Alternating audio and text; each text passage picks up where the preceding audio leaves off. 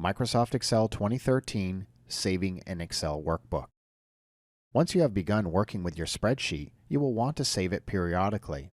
Until it is saved, it only exists temporarily and your work could be lost.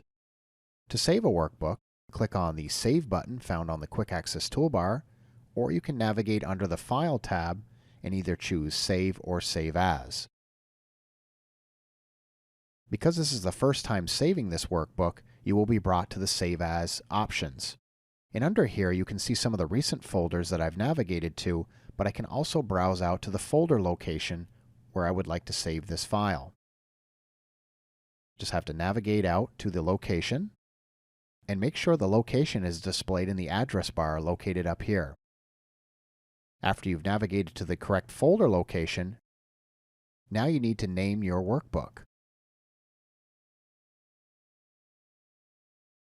After naming your workbook, you can change the Save As type. So currently it's being saved as a new Excel workbook, which is probably the most popular choice.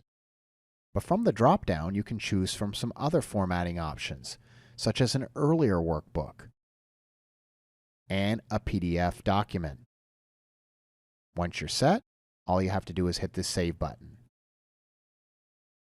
After saving the workbook, you'll see the title appear at the top of your screen.